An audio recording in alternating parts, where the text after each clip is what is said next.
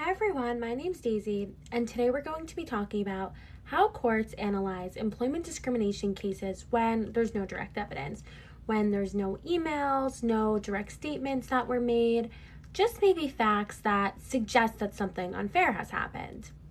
In these cases, courts use the McDonnell-Douglas burden shifting framework, a three-step structure from McDonnell-Douglas Court versus Green, decided by the Supreme Court in 1973. So let's talk a little bit about the case to begin with. So McDonnell-Douglas versus Green, 1973, very important Supreme Court case. What was the case about? We have the plaintiff, Percy Green. He was a Black civil rights activist, but also a mechanic who worked for McDonnell-Douglas, an aerospace engineering company. You see here the planes. You might recognize the name from some older aircraft such as the MD-90, but McDonnell-Douglas later merged with Boeing, which we probably all know.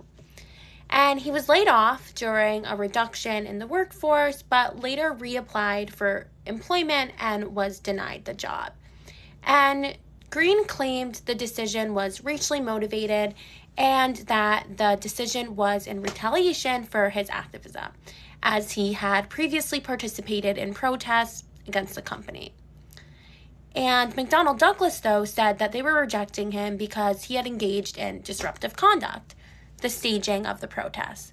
And here there was no direct evidence of bias, and so the court here created the burden shifting framework to assess whether the claim should go forward. Okay, so now that we've gone over the basics of the case, let's start with step one of the McDonnell-Douglas framework, the prima facie case of discrimination. The exact elements can vary depending upon the claim, but in general, courts are going to require the plaintiff to show four main things. First, that they're a member of a protected class. This could be based on race, sex, age, disability, religion, etc. Second, that they were qualified for the position. So we're not talking about someone here that was generally unfit for the role. We're talking about someone that was truly qualified anyways. Third, that they suffered an adverse employment action. So this would be like being terminated, not being hired despite being qualified, being denied a promotion, anything like that. And finally, fourth, that the circumstances give rise to an inference of discrimination, meaning something about what happened suggests the employer's decision might have been biased. And so in the original McDonnell-Douglas case we were just speaking about, this meant that the employer rejected the plaintiff, the applicant, and then kept looking for others with the same qualifications despite him being qualified. And so if the plaintiff can establish these four elements, the court assumes that discrimination may have occurred, and the burden shifts to the employer in step two. So now we're on step two of the framework, and this is where the burden shifts. So now the plaintiff has established their prima facie case, and the burden of production is moving to the employer. And so at this point, the employer has to be able to articulate a legitimate, non-discriminatory reason for the employment action. So, for example, they might say that the applicant lacked experience, violated company policy, something like that. And as long as the reason sounds legitimate and non-biased, this is going to be enough to meet their burden.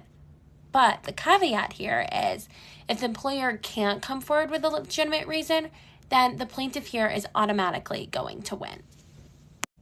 Okay, so now we're at step three of the framework, and here the burden shifts back to the plaintiff.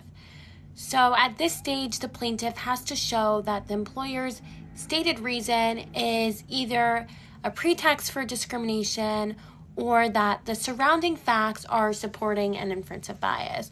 So this is assuming that in step two, the plaintiff did list some type of, in their eyes, legitimate non-discriminatory reason.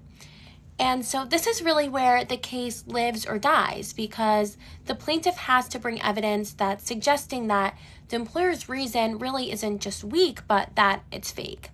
And so pretext can be shown through things like inconsistent explanations, timing that may seem suspicious, anything like that. And so the plaintiff doesn't have to prove discrimination outright, just enough so that a jury would reasonably be able to infer it. And so if the plaintiff does that successfully, then the case survives summary judgment and moves on to trial. And so there you have it. That's the McDonnell-Douglas framework, a tool courts use when there's no direct evidence of discrimination. It doesn't decide who wins, but it decides whether the case should go to a jury and give plaintiffs a fair shot at proving their claims. The burden of production shifts between the parties, but the burden of persuasion always stays with the plaintiff.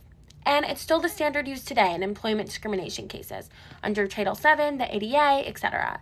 And so if you are bringing a disparate treatment claim without direct evidence, this is the test that the court is going to use to decide if your case can survive summary judgment. Thanks for listening and hope that helped.